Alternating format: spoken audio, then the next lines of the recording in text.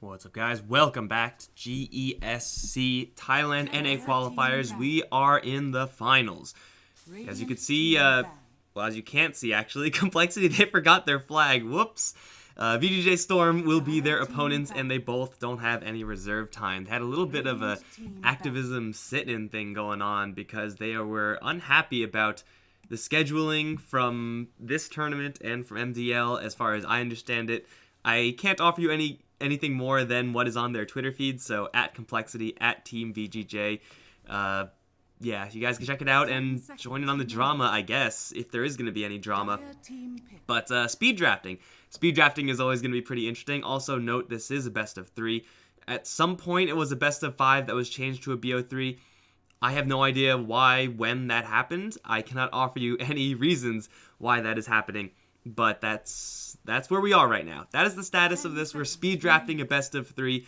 So yeah, hopefully the games are still going to be good, but I have a feeling that neither of these two teams are going to be super happy. And I don't know if that's going to affect their performance or affect their drafts or whatever. Taking a real quick look at it, we do have the only kind of weird ban being that Venomancer, but Limp has been playing the crap out of that hero, so it does make sense at the end of the day. And it is going to be a little bit testing, I would say, for compLexity to be speed drafting. Moo didn't used to be the drafter, so he's still kind of like new-ish at it. He may need the time a little bit more than SVG, who I would say probably has a little bit more experience kind of in that role. I could be a little bit wrong. I believe Moo was... he's been on the top stages, right? So he's definitely had his share of contribution in the drafts, but still, 20 seconds of reserve time is not a lot. We'll see what the drafts actually look like as the Radiant side compLexity. It'll be an Ancient Apparition first pick because they can, and picking up a rather early DK, which is rather interesting. Definitely a nice initiation hero, but ooh, here we go. This is some classic Storm stuff, but this DK works really well with the Ancient Apparition. Of course, once you get that Blink Dagger, he is probably one of the better initiators, single target, in the game from a non-offlane role, although we do have a chance of seeing Moo playing that DK in the offlane. It's a really solid initiation, and even in the lane as a combination, you jump in with the AA, you jump in with the DK, and you may not be able to kill off these super tanky heroes like Night Stalker, but you can do some serious damage to even heroes like the Night Stalker. So I do like this start for compLexity, but for VGJ.Storm, they go for something a little bit different. Now, the Gyrocopter first pick is whatever. I mean, he's going to have some tough time up against the DK. Physical damage from the Gyro, not known for being extraordinarily high versus single targets, plus being up against the armor of the DK makes it a little bit of a sour matchup as far as the physical damage is concerned. But then you have the Night Stalker, which is pretty interesting because I've only seen VGJ.Storm run Night Stalker in the hands of sneaking. Of course, I mean, that doesn't make much sense. He plays for VGJ.Storm. Of course, he's the only person who's going to be playing the Night Stalker for the team, but he has a very particular style where he goes into the offlane, with a little bit of dual lane support, but he ends up playing that really, really heavy kind of control-y Night Stalker style. You won't really see him get a lot of kills, but you will see him set up for a lot of kills for someone else. And being able to just run around the map at super high movement speed, have that additional nighttime vision, even without something like an Aghanim Scepter, is something that lets VGJ.Storm set up kills that ordinarily they would not be able to do. And, you could still get stuff like Urn and the Vessel. I think he also gets, Eul Scepter from time to time, but for sure an offlane Night Stalker is not something that a lot of teams are prepared for, and it's something that VGJ.Storm do have quite a bit of practice with. I would just also like to note, guys, currently, solid upload, 0 dropped frames, no internet problems, or no hardware problems. I'm still not sure what it is, but I don't know. Things might go wrong, because, you never know. But the Radiant compLexity side, they will get banned out from them that Death Prophet, which is, I was going to say, a little bit more common as a follow-up. Like, AA Death Prophet, I would be like, yeah, that's pretty normal. But, DK Death Prophet, they are very similar heroes in the timings they would ideally like to hit. They both get really tanky, they both push towers. Scaling-wise, it is a little more finicky as DK. It is going to be a little more of a utility hero, whereas Death Prophet is a little more of a damage hero. But, the similarities certainly are there. Partnering them up with a Visage is going to make, first of all, the Ancient Apparition a lot stronger. Again, Dragon Tail, Cold Feet, Chilling Touch. Brave Chill accomplishes very similar things. And Visage over in the mid lane is pretty difficult for some of these Storm heroes to deal with. If Nightstalker roams in, then Visage, if he has any points, any stacks of that cloak, is pretty much just untouchable. So, I mean, you could void him and punch him a couple times, he'll do no damage. VGJ.Storm with the Witch Doctor will have a chance of cutting through that cloak just with Maledict, but it's probably just going to be Witch Doctor for the sake of having a support with that cask, especially versus that Visage, and to some extent the DK as well. Ooh, it's a Batrider pick for Storm. Okay, maybe it's not going to be a sneaking Nightstalker. Maybe it's going to be a MSS Nightstalker with sneaking on the Batrider. Initiation is going to be really nice here, and for the Radiant side, compLexity, the Clockwork, the AA, these are not good anti-Batrider heroes. These are actually really bad anti-Batrider heroes. Of course, their last pick, Chessie's pick, a hero that they usually do save for last, is currently unknown. So most likely, actually with PL and Lights, they're already banned out. I don't know, maybe you ban out a Juggernaut or something like that, but that lane matchup looks pretty nice for the Batrider. Again, Clockwork has no game up against the Bat. The Cogs are just a mild annoyance, and Ancient Apparition can do even less. So Storm are looking like a lane where they have just almost free reign, especially if there's going to be someone like a Witch Doctor or a Nightstalker joining that fray as well. Heroes like Visage, heroes like DK, these heroes do have, from time to time, certain resistances versus that Batrider, but Cloak is burned through immediately with that Batrider Firefly, and DK, he will want to get a BKB, in most games, but still can take a lot of magic damage. The dot kind of AoE magic damage from VGJ.Storm that they're just going to be laying down everywhere with the Batrider, with the cask, with the Gyrocopter, is going to be really, really intense. And if Visage isn't going to have those stacks of the Cloak, then he might just be in a little bit of trouble. I am, however, very impressed that both these two teams are able to come up with such streamlined drafts that have good matchups, despite not going at all into the reserve time. That's impressive, man. Like, usually we see 6 seconds remaining of reserve time and, that's it. But after, 2 minutes of extra, I don't know why they do not have the compLexity banner. They just messed it up, I guess, somehow. I actually have no idea how the banner system works, at all. I just know that captains set their team, and that's it. That's all I know about it. Storm going to get that carry, going to be that lone druid. Again, another hero that is going to be rather self-sufficient. Witch Doctor and Nightstalker are going to be kind of on the roam. Lone druid, I would assume, going to be going up against that Visage over in that mid lane. Although, mid lane Batrider, I don't know. This is definitely a chance of that. We do have Storm going with that lone druid for a little bit extra push power. Now facing up against that Tidehunter, a very resistant hero to the Batrider and to that Gyrocopter. But what are these hero assignments actually going to look like? Looks like it will be a Tomato lone druid, safe lane Gyro, off lane Batrider, and yeah, we'll be in just a support Witch Doctor as expected, and an MSS Nightstalker. So definitely a little bit of flexibility coming out here for VGJ.Storm.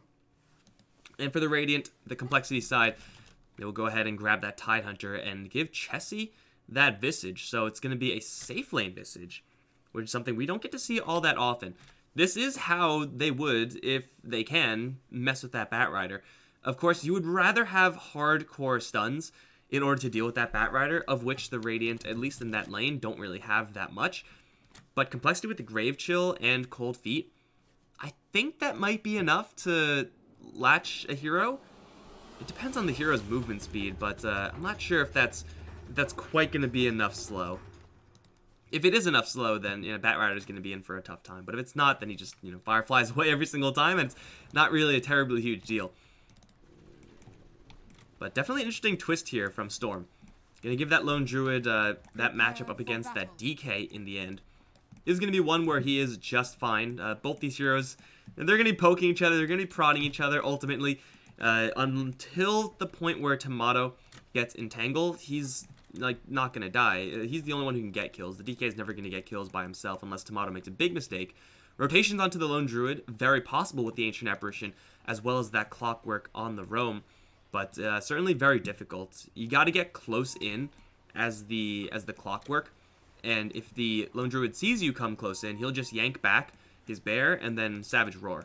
So as far as getting on top of this lone druid, Clockwork is really not the ideal hero for that. A hero like Sand King, who could actually initiate with some sort of range, or an Earth Spirit who could do the same, then that's a little bit more ideal as far as pressuring that mid lane. So it will be Z-Freak probably looking to, at least as much as he can, pressure that Gyrocopter. This hero is, fairly quick. 325 movement speed base is actually quite high. But he's low range. He is the hero that you can pressure the most. Cogs, again, versus Batrider, not ideal. And for that reason, we do see Storm starting to switch up their lanes just a little bit. There may be a little bit of shuffling here from the complexity side as well. Although it looks like Moo's going to make his home here on this bottom lane. And versus that Gyrocopter, hell, even versus that Batrider, a very resistant hero for Storm to deal with. Now, Maledict is going to cut through that Tidehunter still. This is a non-dispellable spell. You cannot dispel Maledict. So Kraken Shell isn't going to do all that much. But Moo with the Anchor Smash up against, again, a hero that has very low effective range is going to be in a pretty good matchup situation here. And look, he sees MSS right now. He doesn't have to worry about the Night Stalker really at all. Now, he can't stop him from doing this, obviously. But Moo tanking the tower, tanking creeps under the tower, not a terribly huge deal. Night Stalker deciding to pick a fight with the Night Stalker. Night Stalker decided to pick a fight with the Night Stalker. No, Night Stalker deciding to pick a fight with the Tidehunter, also not a terribly huge deal. So Moo's in a pretty ironclad lane right now, which is of course going to mean that the two supports from Complexity, Z-Freak, and Kittrack will be able to sit here on top lane and just chill. And that's actually pretty interesting. The Visage normally is just going to be going for a Grave Chill maxed out, and then 2-3 points in Cloak before they start going for Soul Assumption. In a 3v2 lane, Soul Assumption is really, really powerful. So we may see a little bit of a shuffle here from Chessie. You do get a lot of benefits by leveling up that Grave Chill, but at the same time, you're going up against Batrider. So you do want to have, as much as you can, ways of using your mana pool, because you're going to be getting a lot of magic stick charges, so you just want to be able to constantly dump something into the enemy. And constantly harassing with Grave Chill isn't bad, but you could just drop a lot of Soul Assumptions on him instead and actually do some significant damage. Maybe like a 2-1-1 build by level 4. Yeah, he is going to go for that Soul Assumption, and they're going to use it immediately as they jump in towards sneaking, although the Cask is going to lock out the Clockwork. SVG playing that defensive style.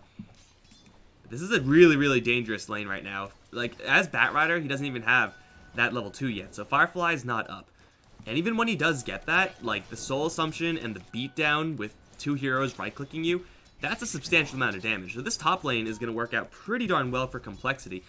And for Storm, a Night Stalker rotating in, that won't really help. That might actually, in fact, hurt their lane, because the Soul Assumption is going to fill that much more quickly. So MSS is kind of just jammed on this bottom lane, and he's not really able to do all that much outside of just general supporty things. Pressuring Moo, can't do it. Helping out you are on this Gyrocopter, not really going to be happening. Moo will get hit with that missile, though he does land the Anchor Smash only onto the Night Stalker. That means he actually can take some damage here.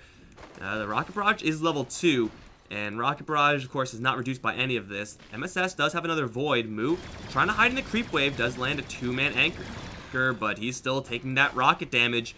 With another Barrage coming up soon, he'll hide in the Creep Wave. It might be a little too late. Another Anchor Smash comes out. Moo, Void, it's there, but they just can't quite chase far enough. And the Tidehunter with that very balanced damage reduction. Yeah, he's going to drop the Gyrocopter 50%, so he's hitting for 25, and then he's hitting for 12. That's how much right-click damage this Gyrocopter has against this Tidehunter. I don't know about you guys, but 12 damage does not seem like a lot. And he wasted Rocket Barrage there, just a little bit out of range. Z-Freak on top lane did get maledicted. Takes quite a few tower shots as well. Not dead, but man, that's going to hurt a lot. It's offensive attempts here for Complexity. Again, they should be looking to go for these type of plays as often as possible, because they do have these magic sticks, so it's not really costing them anything. It's not really costing them that much health either. Like, mana is free because the Batrider is essentially feeding them mana. But snaking, he's kind of under the gun. For right now, these standing Complexity lanes are looking really hard to deal with. Again, ganking Limp seems like just an impossibility. Killing off Moo, they tried. Oh man, they tried. But it's still not going to happen. And versus this 3-hero setup, Batrider, like, if he was level 5, he could make something happen. But up against these heroes, he's getting I assume a lot of creeps denied. Yes, 7 away from Chessie. We got 4 from Kittrack, 8 from Z-Freak. A couple of those will be cogs, but still lots of experience being cut out here. And MSS is going to find a wraparound on a Z-Freak, but Snaking is already up in the air. Cast goes out onto the Clockwork. Maledict there as well. With MSS's added damage, they might be able to tick down Z-Freak, but that Maledict isn't quite strong enough. And again, that's not really going to cost this complexity side that much of anything. This Clockwork may have to base, but we do have Chessie working with a full magic wand. Kittrack just eats his stick, and he's perfectly healthy and full of mana. I like the move there from Storm, trying to get that element of surprise. To some extent, that is expected because it's nighttime up against Night Stalker. Like, no duh, something's going to happen. But this is also a little bit of surprise. They're going to smoke up with absolutely everyone and look to take out this DK. There is a couple of obs here for the Radiant, but not sure if they're going to smell this one coming. Entangle is available for Tomato, but they're just going to charge right in. Void is there. If they get an Entangle, that should be a kill. Maledict is up, but the Dragon Tail's up to the Bat Rider, so he can't quite get close enough. He will Firefly over some of those cogs. Limp will take some serious damage here, but it looks like with the Firefly overhead actually may go down, and yet will be the first blood drawn by the King. They will lose their bear, but Tomato's still hitting pretty hard onto Z-Freak. 3 stacks of Napalm, slowing him down as MSS looking to Void for the kill. Will get it. Snaking takes a lot of damage here, but will fly up to the high ground and avoid the rest of Kittrack as SVG jumps right in. Maledict onto the poor AA. Now a whole creep wave coming in with the Void. Kittrack puts down a Vortex, but I'm not sure if that's going to do it, because a couple more right clicks will just mean that he pops the Maledict, if not Tomato coming in from the back. Suddenly from Storm, everyone and their mom is on this mid lane. And for sure, complexity did not see that rotation coming. Although they maybe could have assumed that something was up. They probably were guessing, hey, they're probably just messing with this jungle and helping to prep up this Bat Rider. Not, they're just jumping onto us in the mid lane with absolutely everyone. So CS-wise, complexity's still doing very well. But that move from Storm, really, really sneaky and is going to get them quite a few kills, including that first blood. Snaking is going to get tagged with that battery assault, but looks like they don't have the vision for that soul assumption. Gets into the trees, kind of hides in the angles of the darkness, and now looking for Moo on the bottom lane. He does have a Ravage available, but this Maledict might just kill him off. He's going to get hit with that Crippling Fear as soon as he sticks. That timing from MSS.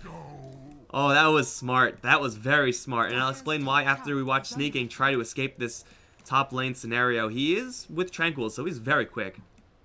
Yeah, but that timing from MSS.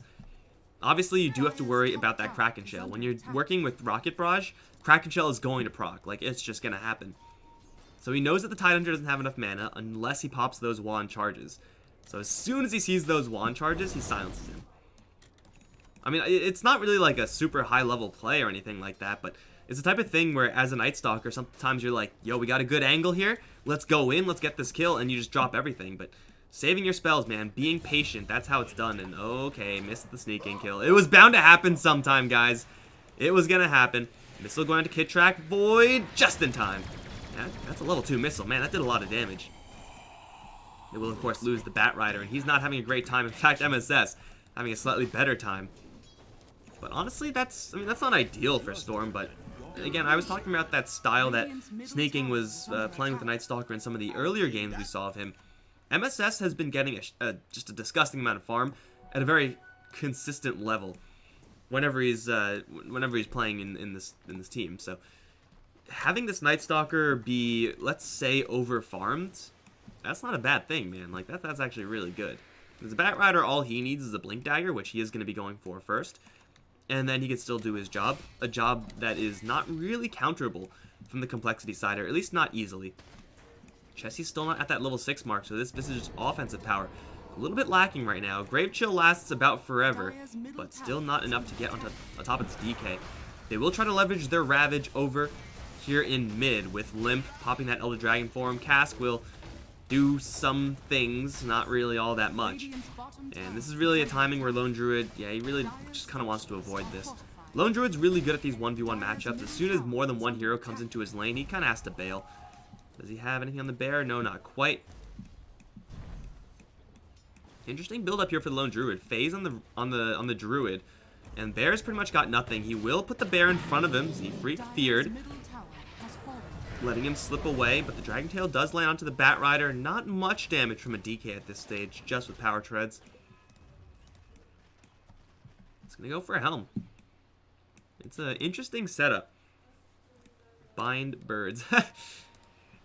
That's why I was surprised, guys. That's why I was surprised that that Chessie was gonna play the Visage. Because I'm like, have I seen him play this before? I don't think so. He doesn't even have the binding set up. So I mean, of course he doesn't play the Visage. Obviously. Yeah, just gotta fix that up. Maybe it's something to do with this ability. It makes. I don't know if there's like a order. It makes one of your familiars drop. It might be the closest one. I don't actually know which one it. Like, if you press it right now, would the left one drop or the right one drop? I have no idea. I know it makes one of them drop. But Chessie fixed that micro. There you go. He's going to get a Helm of the Dominator himself. And oh, with the Centaur. That's 3 stuns off of a very easy setup off of Grave Chill. There is a Night Stalker, usually pretty durable. But if they get eyes on him, they could very easily break him down.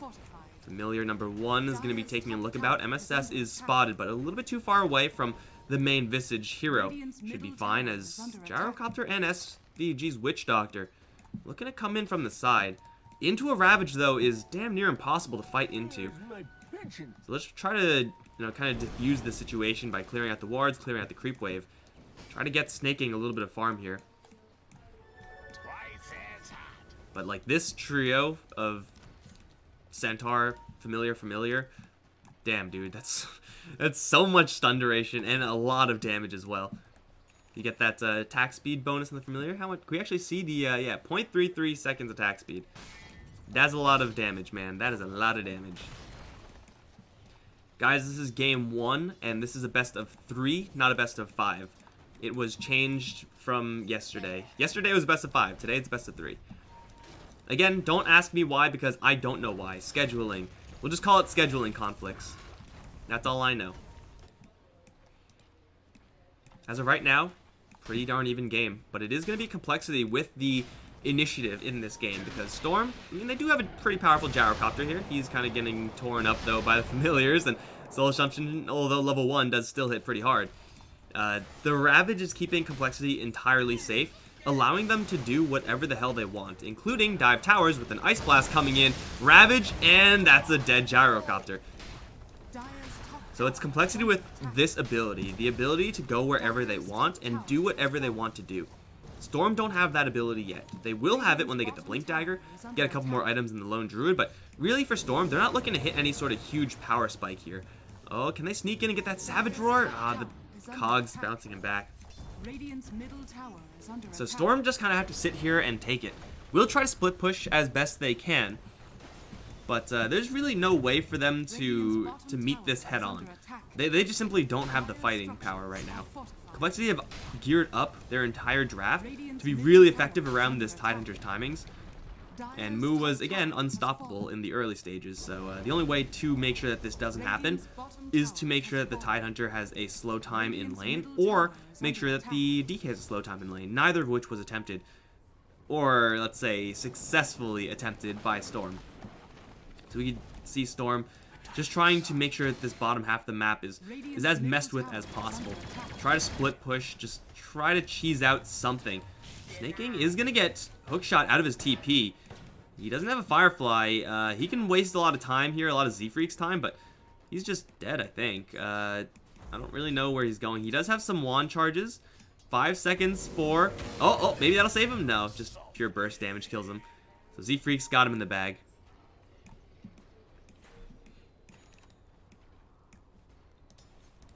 And Mu's Ravage just waiting to cool down. With that Elder Dragon form currently offline, this is the time for Storm, if there ever is a time, to make something happen. But having just lost their Bat Rider so very close to that Blink Dagger, it doesn't seem like they quite have the tools in order to make a significant play. Despite it being nighttime, they're going to land a missile onto Chessie. And they do have a Lone Druid Bear in the front, but the Grave Chill comes out. Chessie is zoomerating out of there. Still, the missile does land. The damage from the Gyrocopter is enough to get the hit with the Dragon Tail, though. Ravage still offline. Ice Blast is coming in. Will miss up to the Gyro, as a Death Ward now going to be channeled. SVG is trying to draw attention away so that his allies can do all the damage. It looks like it's worked. They bait the Tidehunter in, although the Gyrocopter chases a little bit too far himself, gets hit with another Dragon Tail, will go down. Tomato in the background with his phase boots, attack damage, just going to work, hoping and praying for one of these entangles, and he's not lucky, never lucky, but they do have the Bat Rider charging on in with the lasso. They land the entangle, they land him in the net, and they will roast the dragon. GESC has returned to this fight. Familiar's overhead, trying to go for Tomato, but this lone druid is in his bear form. Not an easy nut to crack, and GESC's got to watch out. The Gravekeeper's Cloak is not highly leveled at this stage, and even if it was, Firefly destroys Cloak. They will take an Ice Blast, but they will back off. That fight management from Storm was so very close to perfect. The Gyrocopter at this stage phase drums, very reliant on positioning. So if you ever get hit with the Dragon Tail as Gyro, you're going to be pretty sad. But I love that play from SVG. That play of, I'm just going to sit right here and Death Ward. And if they kill me, fine. Because I know that if they do kill me, they'll have to commit down the hill where my allies are able to slam them from the back. Such a smart play from this Witch Doctor. Like, this is the ultimate, like, team-based play there from the Witch Doctor. If you're looking for glory, if you're looking for kills as a Witch Doctor, you don't make that play. If you're looking to enable a team fight, that's exactly what you do. And now we have the Roshan attempt with the Ravage. compLexity are feeling pretty safe about this, but their roaching speed isn't quite as high as they would really like. Oh, the Hellbear kills the Centaur! Neutral on neutral violence. Feels Batman Clockwork gets hit with the Maledict Death Ward. That should kill him off, but at the trade of SVG. Z-Freak just looking to ditch that hook shot. Oh, right into the Ancients. Feels bad, man. As now Sneaking's overhead is going to start burning down the Ancient Apparition, and he should be put into a body bag soon. Limp off to the side, gets hit with the Entangle. Missiles from the Gyrocopter as well. Moo does still have that Ravage, but he's actually out of mana and has to fall back. They lose Limp. Familiar drop will give them a little space, but they jump in and grab the Visage. Ravage too late to be used. Even if he does use it now, it's not going to do anything. The Familiar birds. Ooh, Rocket Barrage, one more right click. That's another 100 gold for this Gyrocopter. Even a random courier. Oh, the Axolotl, no. And now Moo is just like, dude, I have no mana. I am very tanky. I am super, super tanky, but I can't do anything. Again, the Storm fight management is absolutely impeccable. That catch on the high ground, it's just a support Clockwork. It's not like the hugest pickoff of all time, but what it does is separate compLexity away from this Tidehunter. When you get jumped on like that, what you have to do is continue to move fully as a 5-man squad. If you separate at all and go different directions, that is unhappy times. You gotta stay around your Tide and rally around him. And also not lose GESC in the meantime, whose bird is also probably gonna be cleaned up here. But because Storm come in from the back like that, they separate compLexity. They make Moo 100% useless in that engagement. Like, Moo did not do anything, because he didn't have a chance to ravage more than like one guy. Very impressed with that fight management from Storm. And for compLexity, that is going to put them significantly on the back foot here, as they're just getting beaten down. The good thing for compLexity is that they do still have this Ravage. They do have the Ice Blast, they have the initiation power from a Clockwork that's actually pretty fat at this stage. But the downside is that they will perhaps fall behind a little bit in their scaling. Visage in the late game is very powerful, but currently he has no birds up, so this hero right now is just like a gigantic trash can. He doesn't do anything. The Dragon Knight, he does have a BKB en route, but we could see his damage output not quite as high as they would really like to compete with these Storm heroes, especially when this BKB comes up on the Gyrocopter. Suddenly, DK's damage output, a lot of which is still that Breathe Fire, doesn't really do all that much. So Gyro BKB coming up. Lone Druid, he's going to be going for that Lightning Hammer. His bear still doesn't have anything, but Tomato from range is going to be that hoo-hoo-ha-ha, with quite a bit of frontline cover. Like, he has a lot of frontline cover. The Cask, obviously, the Night Stalker for that vision. The Call Down Circle is just a gigantic do not pass go area. From range, this Lone Druid doesn't have that much, like, damage, but the fact that he's so safe in these fights means that he will be able to right-click the entire time, so eventually his damage will just add up. And of course, once he does get that Maelstrom, then together with the Rabid, like, he will actually be doing some serious damage, as opposed to not damage, which is apparently something that I'm declaring a thing for some reason. Mu is leading the charge. He does have that pipe. And they do land a crippling fear. And again, looking to get in from behind. Kitrak in a little bit of trouble, though. He's not taking that much damage. Hookshot's going to slow down Sneaking, and they will kill off that Bat Rider. Not losing all that much. In fact, no resources except for that Hookshot were used. And Ice Blast, I guess. Sneaking, unfortunately, did not have enough in the way of backup there in order to make that initiation really worthwhile. So, does lose his life there. But the team still takes down a tier 2 tower. It's going to be a trade as the complexity side go for Roche. With the medallions that could be applied, there we go.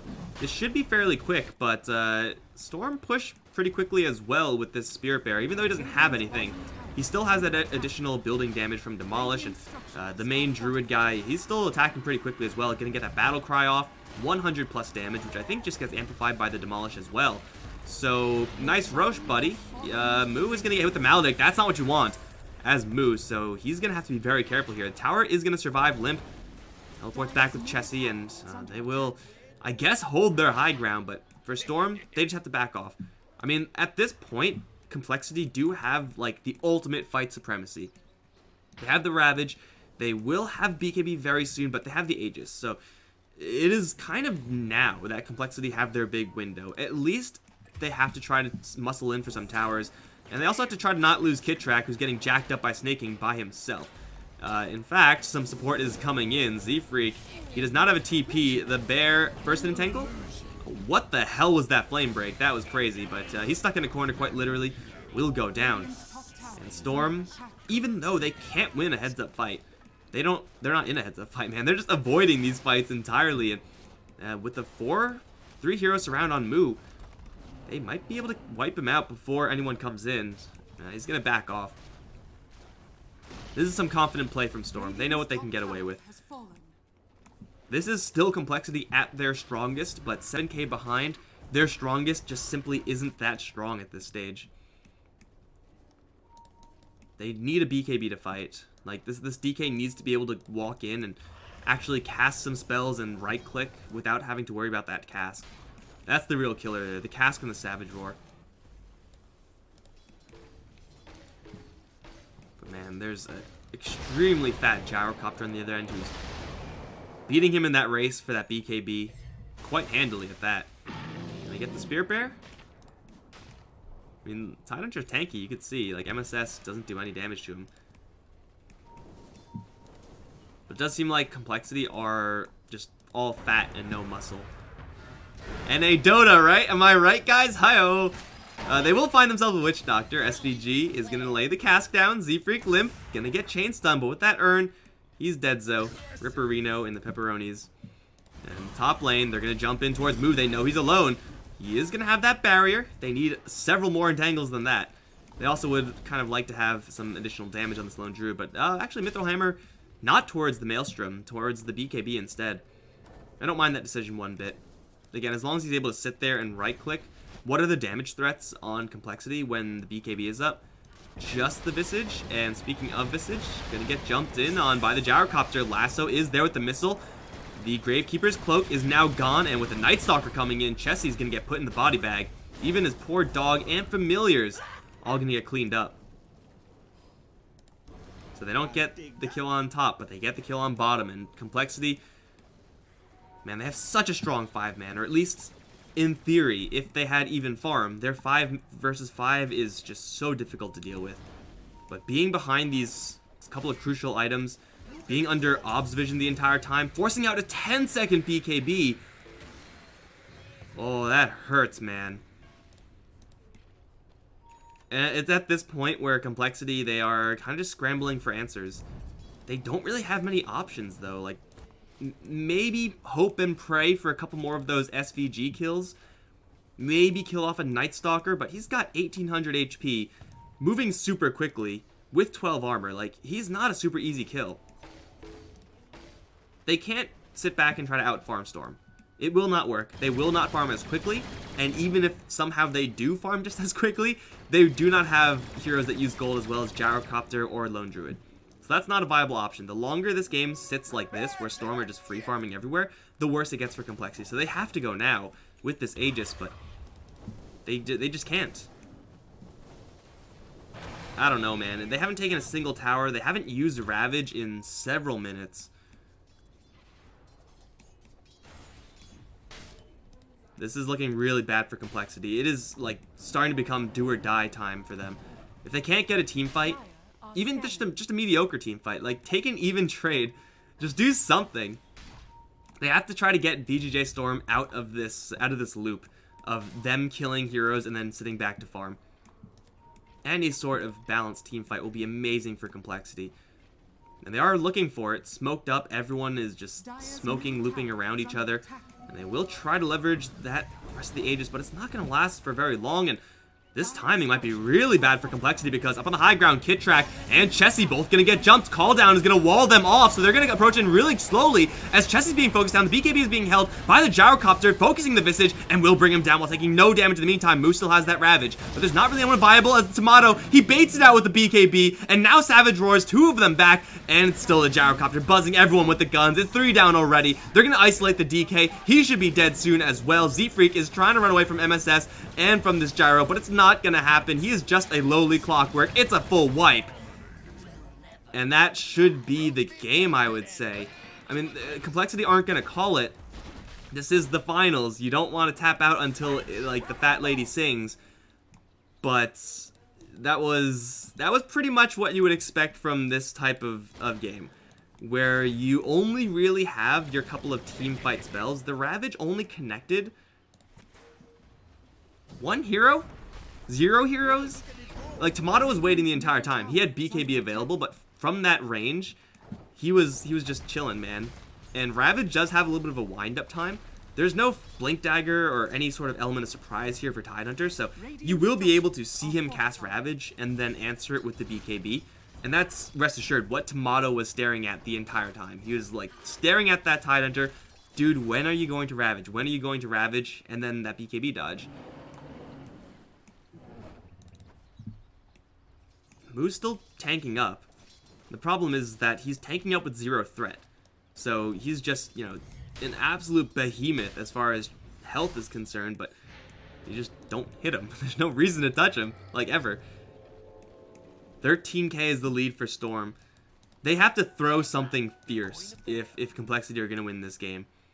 Like, I'm not going to blow smoke up your ass, guys. I'm not going to say, like, oh, Complexity have all these opportunities. They don't really have many options that they can kind of use to outplay Storm. It is going to come down to Storm making mistakes in this game. Although, this is not a good start for Complexity. Moo's going to start this fight off by getting Maledicted and Vesseled. He will be able to Anchor Smash, but Anchor Smash, Death Ward don't care none.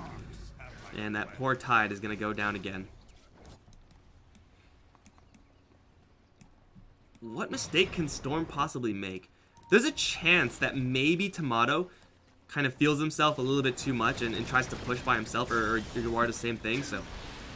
alternatively, they just grab the DK and force out yet another BKB charge, so he's down to 7 seconds after having used kind of 0 effective BKBs.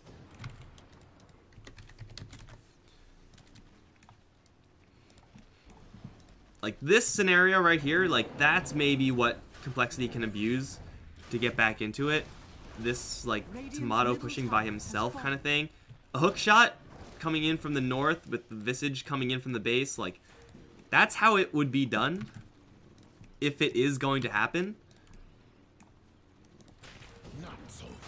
So we could see, like, is there any uptick? Oh, there's a small uptick here of Complexity Gold where they got the SVG kill. And then it's just down, down, down. It's getting worse and worse, man. Oh, this is tough as Complexity. Incoming. DK has the most farm on his team, yet he, much like that Tidehunter, is working with a lot of effective HP. Like, he has 2,000 with BKB and Dragon Blood. Dude is sitting at, like, I don't know, ballpark 3,500 effective HP, something like that, maybe even more. But it doesn't matter because he doesn't do any damage. The Visage at least has that Solar Crest. He's also very, very tanky. But it doesn't matter because he doesn't do any damage. No one's doing damage. Like, AA, he's not going to step up and do damage. It's just not possible. MSS is going to blow the smoke of Mu, who actually I just realized has a valve on his head on the top there. So, you know, Volvo inserting themselves in all their games. The smoke is blown. The surprise is gone. And Storm will just fall back. They do have a observer. They see the flares coming in, so they should be able to put 2 and 2 together, especially with the Visage's Familiars and Centaur, their movement. They should know exactly where compLexity are right now, and they're going to smoke in response with Snaking leading the way. He does have the power of initiation right now. He does have an angle to Z-Freak, but they found Chessie, the more important target, this Visage. His Gravekeeper's Cloak is going to disappear immediately, and he's going to get blended. Z-Freak as well, caught up in this mess, will go down. 17k with both Familiars dying. He has a resummon, but he's not alive to resummon. You can't buy back here either. Even with a literal 5-man Ravage with the splash form, it's still not enough. Now the Roche is being cleared out. Tomato is going to put his hat on his bear. So, you know, make room for the Maelstrom. Mjolnir coming up next, and Roche, yeah, there's a butterfly on Gyrocopter. Like, if that's even gonna make a difference in this game, which, let's be honest, probably won't that much. I mean, it's gonna, like, kick compLexity's ass even harder, so there's that. But, like, he is now with a double life. Even if he didn't have this butterfly, he would still have more farm than the enemy DK. And now this Gyrocopter is dishing, man. It's like a couple of salvos of that flat cannon, and Visage's Goon Squad is dead for sure. Kitrak's super dead. Z-Freak is a little bit more durable, does have the Crimson Guard. Very nice item to have up against the Gyrocopter, but I'm not sure. I'm pretty sure Butterfly is going to beat Crimson Guard almost every single time. And it's just the map closing in. Again, absolutely no upticks of gold for compLexity. They are falling further and further behind from what already was dire straits. And Sneaking, he is under in obs, so initiating in this area might be a little bit difficult. It's actually pretty good sentry coverage for compLexity. Like, this is quite nice. It seems like compLexity, like, they're kind of making all the right moves, but they are so limited in what those moves are because of their farm situation that it doesn't matter. Limp will TP out, so... Trying to split push, trying to waste and buy time. That's the best they could hope for at this stage. By the way, Tomato is going to be just absolutely dishing. He's hitting for 200 a pop at this point with Chain Lightning. And a ton of attack speed thanks to Rabid.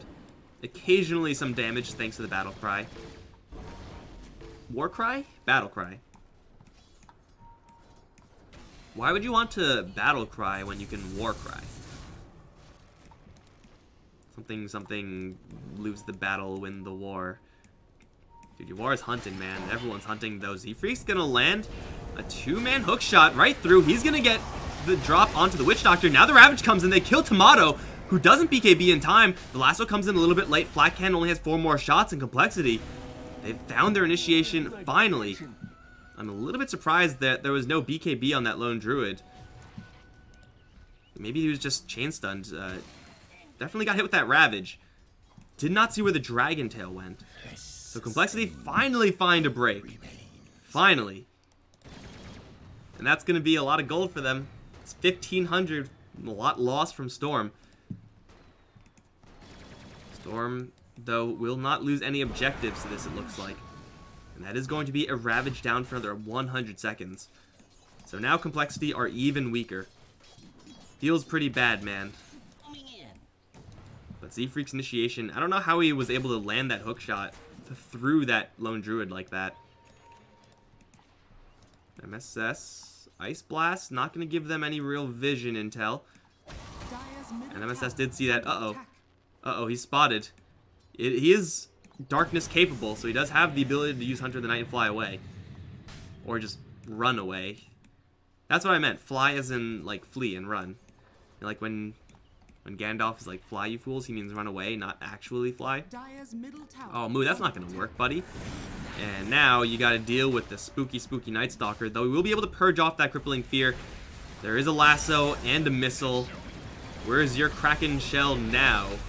Death Ward again doesn't care about the Anchor Smash. Moo down. The minute offline snaking. Did the courts use that lasso, but they still have this Aegis. And with the Aghanim Scepter on the Night Stalker, I assume there's a gem on this courier. There is. Purchased by SVG, the truest of supports. Wow, he's got a drum? Damn, man, he's got a drum. Wonder why he went for this and not a Glimmer Cape. Glimmer Cape seems pretty nuts in this game. There's that additional magic resistance. Jump in, Dragon Tail onto the Gyrocopter. Down to half HP off of pretty much no commitment. But Tomato, he does have the cheese. A couple of Soul Assumptions being chucked out.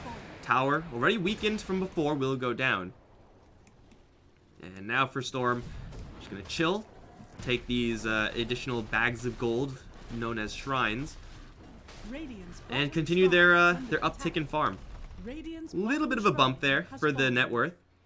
We can see as soon as that fight happens, right back down the slide that is the net worth graph. So it's absolutely fantastic that compLexity we're able to get those 2 picks on the top lane. Like, don't get me wrong, that is what they need to do. Find more fights like that. And then dodge subsequent fights for the next 2 minutes while Ravage is cooling down. It's a gigantic ask. It's so hard to do that. Especially when there's a gem on the Night Stalker. Like, you're going to be under vision more often than not. So, if they are able to snipe MSS, take this gem away, that will be somewhat of a chance here for compLexity to rally and repeat that previous fight. If they are unable to do that, though, then initiating onto Storm is going to be tough. It is daytime right now, but there is darkness available for the Night Stalker. And darkness, regular darkness, rather, is going to be coming soon. So MSS is just going to pop his Generico darkness and just get an eye out. Does see a sentry, nothing else. Flare is going to see nothing, and snaking, he does see a Z-Freak. Bring the clockwork back into the clutches. Crimson Guard offline. That hookshot initiation, that's the big thing that's offline. And they don't have to do anything off of this. That's the real beauty of this scenario for Storm. The more they sit back and farm, the more likely it is that they win the game. I don't know about you guys, but I love being able to sit back and do nothing and still win. Like, that's the dream right there. That's what everyone aspires to do. Radiant's top shrine has fallen. They're going to probably run out the Aegis. Looks like it was already reclaimed from before. But the Nullifier is soon up on the Gyrocopter. Lone Druid is level 22, pushing those level 25 talents. Battlecry grants spell immunity, Zero Entangle cooldown, not really sure about those. He already has the rapid attack speed, man. That's all you really want. Actually, I don't know. Probably not the Battlecry spell immunity. It's good, but melee form, Lone Druid is with all these items. Mjolnir just in general on melee heroes is pretty meh.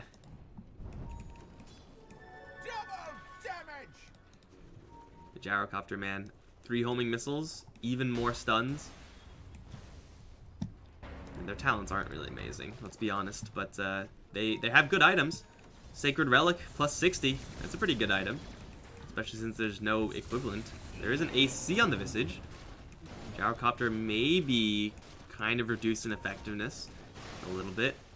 This poor Spirit Bear, minus armor, hitting him pretty darn hard, but Tomato will just follow that bear back, and losing the bear, not a terribly huge deal. Off to the south, sneaking.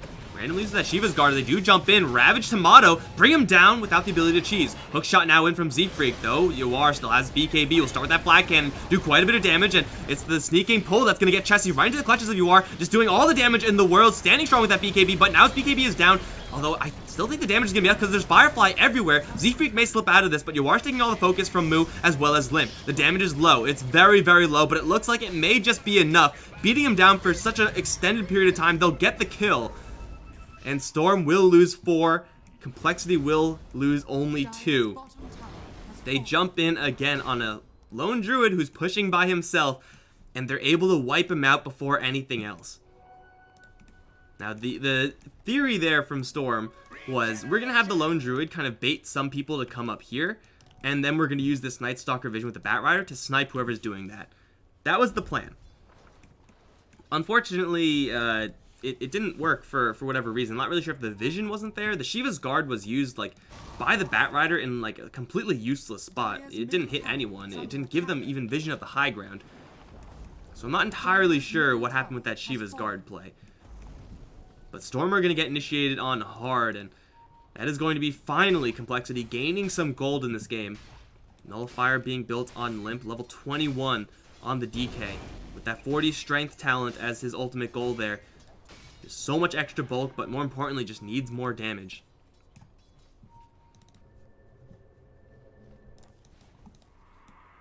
Storm do have another lasso at the ready, and this Bat Rider's initiations have been fairly ironclad, but for compLexity, they do have to still play around these cooldowns. They are kind of rallying around their durability. I think that if this Gyrocopter, though, just picks up a source of lifesteal, then I'm pretty sure he's unkillable. If Tomato gets, some extra health from whatever, just make sure to not die in a Blink Ravage or something like that, then. Still, Storm are in a commanding position in this game, but compLexity, they're trying to fight back, man. They're doing their best. They have quite a few additional options now, including this Blade Mail on the Clockwork. MSS, he does have the full vision, does see the Visage Goon Squad. I think he can put 2 and 2 together and think that there's a smoke here. Although the smoke is skirting that AoE range. The Gyrocopter illusion. Don't do it, Chessie. Don't get spooked. Oh, he got spooked.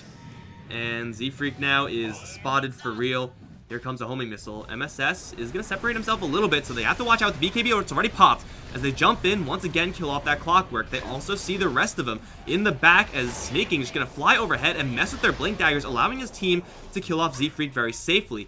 Snaking is going to put some preliminary damage onto everyone, and Moose still has that Ravage, but Lim's already down to half HP. They fight under the Shrine. They do get the Nullifier onto that Gyrocopter, and he's going to take quite a bit of damage here. Will drop, as his backup is non-existent. Now Tomato actually able to right-click someone, but he's trying to right-click onto Moo, doing no damage thanks to that Anchor Smash. Has to disengage and get some space, but they've already lost 3. As compLexity are pushing forward, they're just taking no damage here.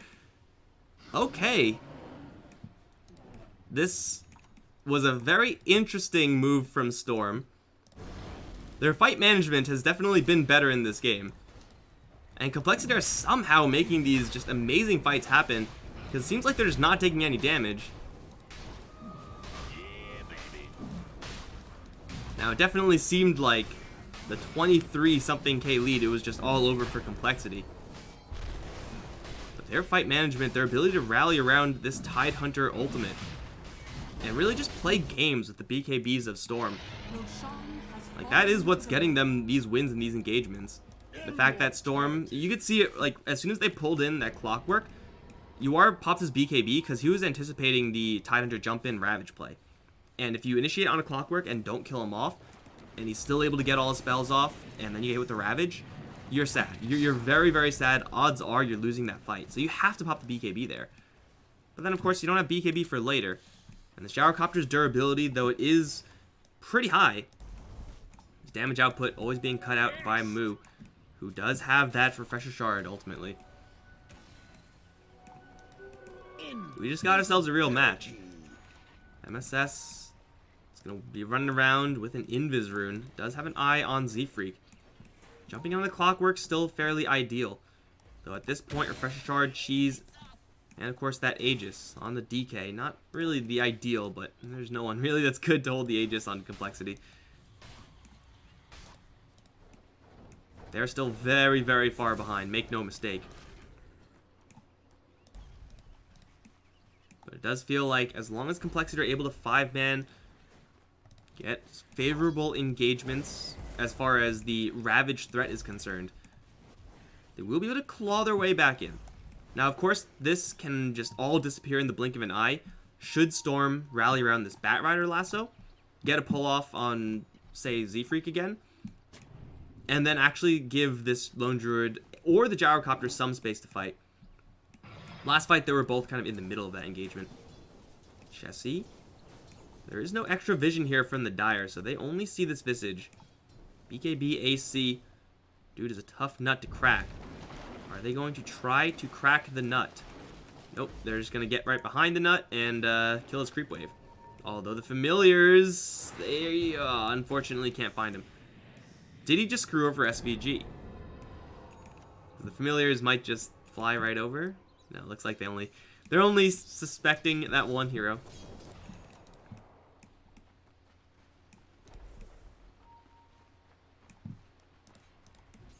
Dude, you would never expect this type of draft to be rallying so far into the late game here. Like, gold's disadvantage aside, like, the fact that they're making these plays is astounding. And now we have an Aghanim Scepter on AA with level 19. Dude is actually stepping up and doing some damage. Again, I was not anticipating that because of how the game was going earlier, but Aghanim Scepter, not bad. That's the reason why you don't get lifesteal in this game. Fearful of that shutdown from the chill effect. MSS does still have Gem in tow. Does see 2. Mu is pretty far away, but does have a double life DK with him, so not really too concerned with getting jumped right now. There's a gem also on Kitrak, but Kitrak has much less range than the Night Stalker, that's for damn sure. Storm are kind of playing scared right now. Okay, are we really at that stage? I mean, there is a Silver Edge onto Tomato, and being able to break off really any of these heroes, like Gravekeeper's Cloak, amazing.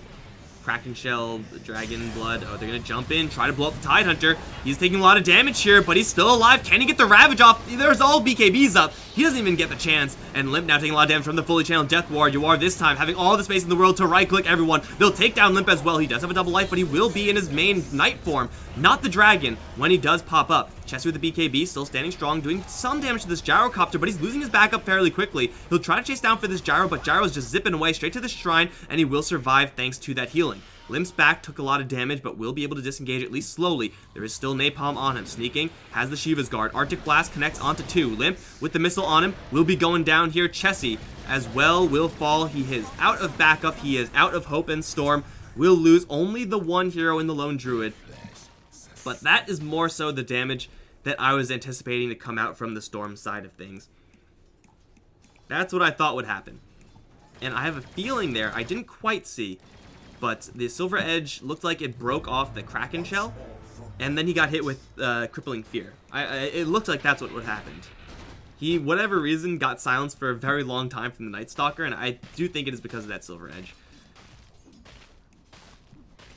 So that is VGJ.Storm coming back in. Yeah, losing their Lone Druid, but he was taking the focus the entire time.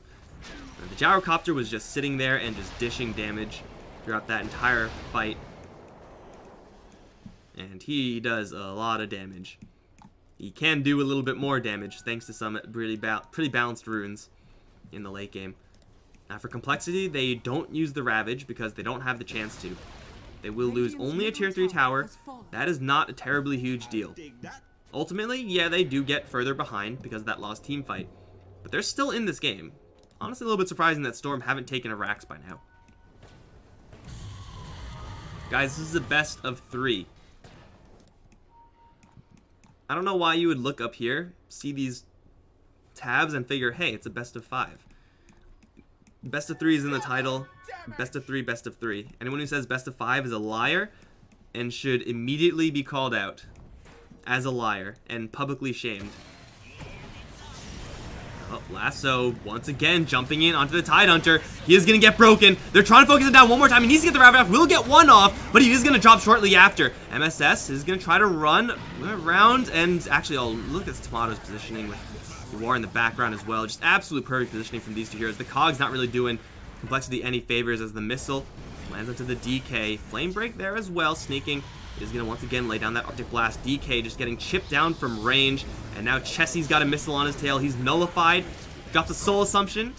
Not going to do much.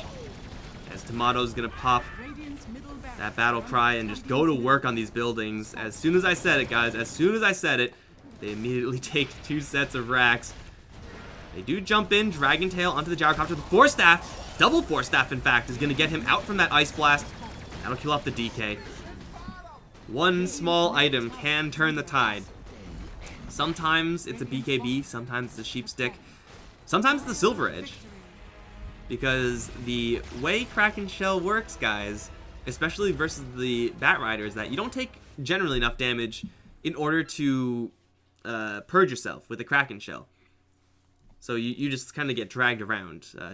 Bat Rider doesn't do a lot of damage at that point. And then you get broken, then you can't purge yourself anymore. VGJ.Storm took them quite a little bit of time to actually end that. But we can see at the end, just absolute perfect positioning. Got Gyrocopter on the right side, the Lone Druid on the north side, and the Radiant compLexity with no way of closing that gap thanks to their lack of Tidehunter. Honestly, still very impressed because compLexity were able to make this play right here. Like this right here, that's impressive in and of itself. But Storm still pretty much in the driver's seat the entire game. Will take game 1. Again, best of 3, and Storm are perhaps looking to pack their bags, grab their visas if they need visas to go to Thailand. I don't think they do, maybe. They need their passports. It's not over yet, though. compLexity is definitely showing that they have some fighting spirit here. Guys, I'm Mike Loris, and I'll be right back for game 2.